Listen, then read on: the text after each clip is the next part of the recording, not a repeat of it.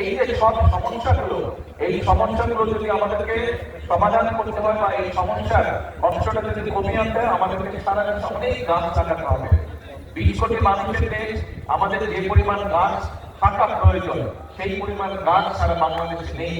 এবং সেই কারণেই শহীদ জিয়া যে কর্মসূচি শুরু করেছেন, দেশনেত্রী খালেদা জিয়া এই যে বৃক্ষরোপণ কর্মসূচি থেকে এগিয়ে নিয়ে গেছেন, আমরাও বর্তমানে বিএনপি দেশ পরিচালনার দায়িত্বে আছে, আমরা অনেকগুলো কর্মসূচির পাশাপাশি আমাদের এই কর্মসূচিটাও সারা দেশে আমরা এই কর্মসূচিটা চালু রাখতে চাই। এবং ইনশাআল্লাহ আগামী 5 বছরে আমাদের পরিকল্পনা হচ্ছে যে আমরা 25 কোটি গাছ আমরা আগামী 5 বছরে সারা দেশে 25 কোটি গাছের চারা আমরা রোপণ করব। এখন এই গুরুত্বপূর্ণ বিষয় আছে, আজকে প্রায় এখানে 2000 গাছের চারা রোপণ করা হবে। যারা যারা যে গাছের চারা রোপণ করবেন, আপনাদের দায়িত্ব কিন্তু আজকে রোপণ করে চলে গেলেই কিন্তু রোপণ করলেই কিন্তু কাজ শেষ হয়ে যাচ্ছে না।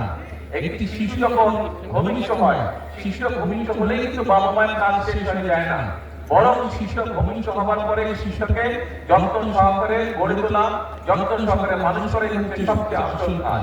কাজে এই গাছটা যাতে আপনারা আজকে রোপণ করবেন, এই যে 2000 গাছের চারা রোপণ করা হবে, এই গাছটা কিন্তু শিশু গাছ আছে, শিশু মন্ডল, এটিকে বড় করতে হবে। কাজে যারা যারা গাছের চারা রোপণ করবেন তাদের কাছে আমার অনুরোধ থাকবে, এবং যেই বাড়ির সামনে গাছটি রোপণ করা হচ্ছে সেই বাড়িতে যারা বসবাস করবেন অথবা আশেপাশে যদি দোকান থাকে, প্রত্যেকের কাছে আমরা করব কাজ করব দেশ সবার জন্য।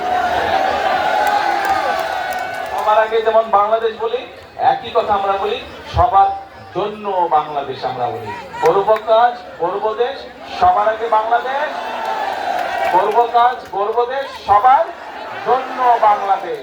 সবাই যাতে এই বাংলাদেশে আমরা আগামী দিনে একটু ভালো থাকতে পারি, সবাই যাতে আমরা বাংলাদেশে একটু ভালোভাবে চলতে পারি, সেটি হচ্ছে বর্তমান সরকারের রাজনীতি, সেটি হচ্ছে আমাদের লক্ষ্য, সেটি হচ্ছে আমাদের উদ্দেশ্য। আমরা দেশে সকলকে শান্তিতে নিয়ে চলতে চাই, দেশে আমরা সকল ধর্মের মানুষকে একসাথে নিয়ে শান্তিতে আমরা চলতে চাই। আমরা যদি ধৈর্যশীল হই, আমরা সকলে যদি ধৈর্য সহকারে চলি, তারাও না হয় যারা স্লোগান দিচ্ছ এই ছেলেপেলেটাকেও বিশ্বাস করে, আমরা যদি সকলে মিলে ধৈর্য সহকারে চলি, তাহলে আমরা আমাদের এই দেশটাকে আমাদের প্রত্যাশিত দেশ হিসেবে গড়ে তুলতে পারবো।